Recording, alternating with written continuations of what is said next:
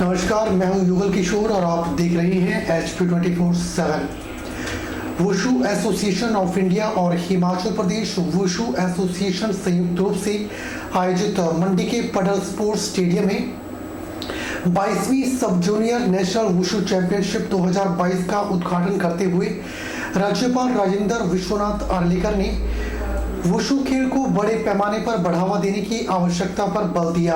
उन्होंने कहा कि शारीरिक क्षमता में सुधार के अलावा यह खेल अनुशासन की भावना विकसित करने में भी सहायक है। राज्यपाल राजेंद्र विश्वनाथ आर्लेकर ने कहा कि जूनियर्स की प्रतिभा वास्तव में प्रेरणादायक है। समाज में कई समस्याएं हैं और उन्होंने इसका समाधान वुशु में देखा है। हमें समाज और आत्म अनुशासन के लिए इस कला और खेल को सीखने की आवश्यकता है। खेल को खेल नहीं बल्कि एक आवश्यकता के रूप में माना जाना चाहिए। उन्होंने वुशु एसोसिएशन ऑफ इंडिया और स्टेट वुशु एसोसिएशन के प्रयासों की सराहना की और संतोष व्यक्त किया कि राज्य की युवा पीढ़ी इस खेल को अपना रही है और बड़ी संख्या में चैंपियनशिप में भाग ले रहे हैं। साथ में इसे और बढ़ावा देने की जरूरत है। उन्होंने औपचारिक रूप से इस चैंपियनशिप के उद्घाटन की घोषणा की, जिसमें 33 राज्यों और केंद्र शासित प्रदेशों के 1300 खिलाड़ी 5 दिवसीय चैंपियनशिप में भाग ले रहे हैं।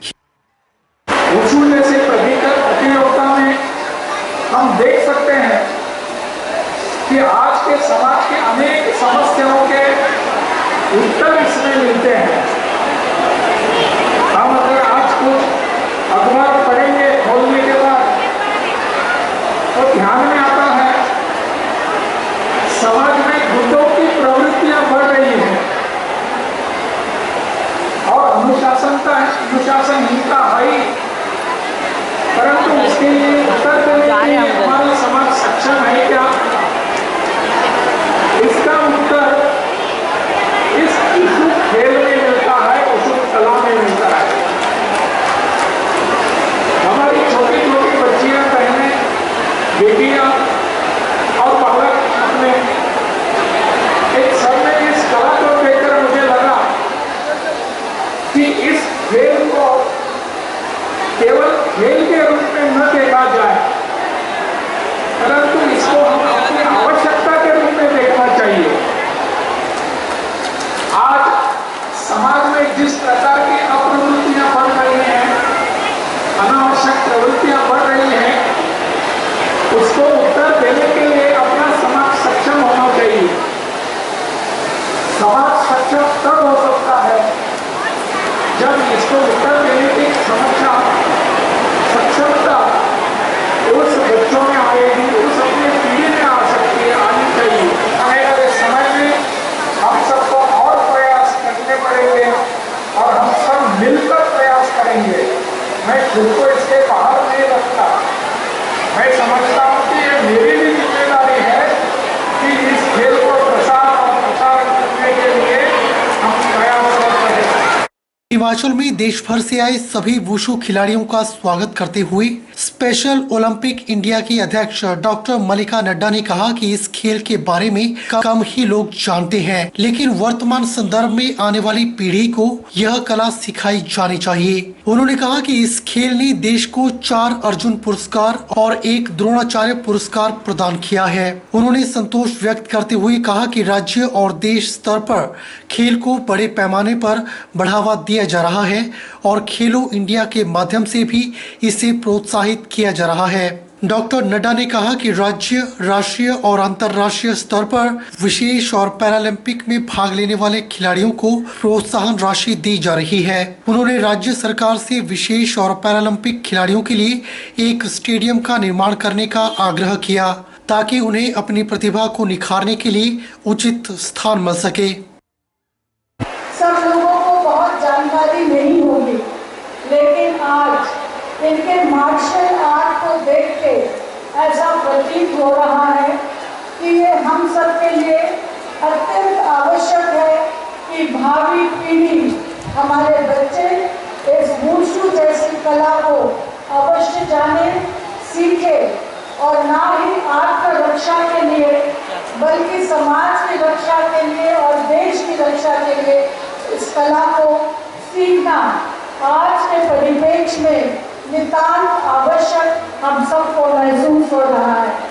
ये जो खेल है ये खेल ही नहीं है, लेकिन एक वॉर जैसे प्रक्रिया और वॉर जैसी कला को आगे बढ़ाने का प्रोसेस चाइना से एक कला के रूप में शुरू हुआ था और आज इस खेल ने पूरे देश को 4 अर्जुन अवार्ड और 1 द्रोणाचार्य अवार्ड दिया है। इसके लिए मैं इसके आयोजकों को बहुत बहुत बधाई देती हूँ। बिलासपुर जिला युवा कांग्रेस अध्यक्ष आशीष ठाकुर ने धौन कोठी पंचायत के पांदा पलांगरी का दौरा किया। आशीष ठाकुर ने बताया कि पलांगरी आजादी के बाद से आज तक सड़क सुविधा से वंचित है। आज भी बीमारी की अवस्था में बीमार व्यक्ति को और गर्भवती महिलाओं को सड़क तक पहुंचाने के लिए पालकी का सहारा लेना पड़ता है। बिलासपुर जिला युवा कांग्रेस अध्यक्ष आशीष ठाकुर ने कहा कि ग्रामीणों को लगभग 2 किलोमीटर का पैदल सफर तय करना पड़ता है। 25 परिवार पलांगरी में रहते हैं, जिनकी जनसंख्या लगभग 250 है। जब ग्रामीणों से बात हुई तो उन्होंने बताया कि सड़क सुविधा को लेकर वो 2005 से लगातार संघर्ष कर रहे हैं। कई सरकारें आई और गई, पर आज दिन तक उनकी कोई सुनवाई नहीं हुई। ग्रामीणों ने बताया कि कई बार इस सड़क की फाइलें भी प्रशासन के पास से गायब हो गई। उन्होंने कहा कि हाल ही में ग्रामीणों का एक प्रतिनिधिमंडल जिलाधीश बिलासपुर से मिला था। जिलाधीश बिलासपुर ने बीडीओ सदर और डीएफओ बिलासपुर को आदेश जारी किए थे। ग्रामीणों ने बताया कि सड़क न होने की वजह से कई बड़े हादसे भी ग्रामीणों के साथ हो चुके हैं। कई गर्भवती महिलाओं के बच्चे भी अपनी जान गंवा चुके हैं। कई बुजुर्गों को समय पर इलाज न मिलने से वे अपनी जान गंवा चुके हैं। बहुत ही दुखद है कि जो धौन कोठी पंचायत की जो पांदा पालंगरी है वो आज तक सड़क सुविधा से वंचित है। जो यहाँ के ग्रामीण हैं 2005 से लेकर आज तक लगातार संघर्ष कर रहे हैं। सरकारें आई, सरकारें गई, पर इन ग्रामीणों की किसी भी सरकार ने सुनवाई नहीं की। इन्होंने कई बार जो सरकार के नुमाइंदे हैं उनके समक्ष, प्रशासन के नुमाइंदों के समक्ष अपनी आवाज बुलंद की, पर इनकी कोई भी सुनवाई आज तक नहीं हो पाई।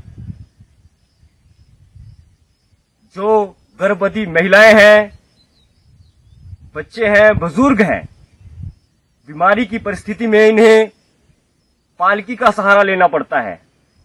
दिन में जो बच्चे हैं, युवक हैं, वो अपनी कमाई का साधन ढूंढने के लिए बाहर जाते हैं, तो अगर दिन के समय कोई गर्भवती महिला बीमार हो जाए या कोई बुजुर्ग बीमार हो जाए तो वो कैसे सड़क तक पहुंचेगा।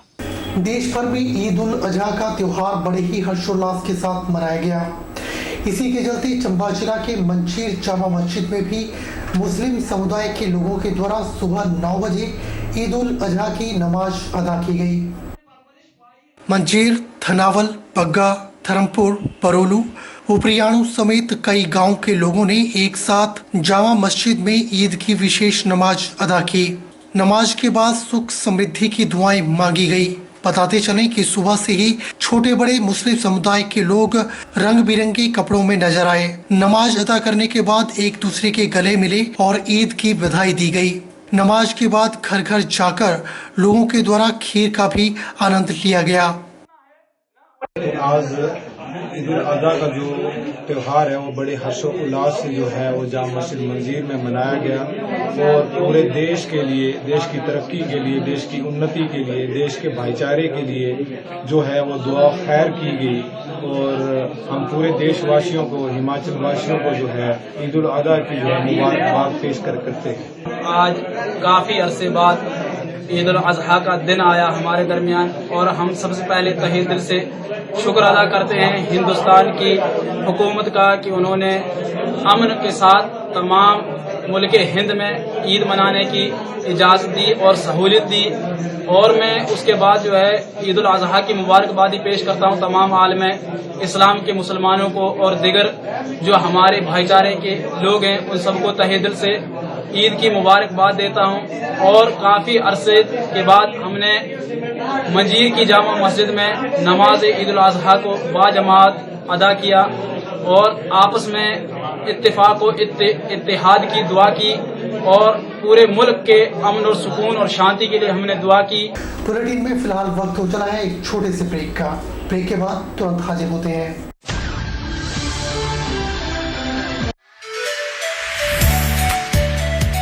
Abhilashi Group of Institution, Nashok, Mandi, Himachal Pradesh. Admission open 2022-23 for BTech Civil Electrical Computer Science Engineering, Diploma Civil Electrical Engineering, B Pharmacy, Regular and Lateral Entry, A&M, GNM, BSc Post Basic BSc and MSc Nursing, ITI in Electrician, Sanitary Health Inspector, Solar Technician, Electrical, Fitter, MSc Physics, Chemistry, Botany and DLEd, GBT and B.Ed at Abhilashi College of Education, the only B.Ed college in Himachal Pradesh with NAC A grade. Scholarship assistance available.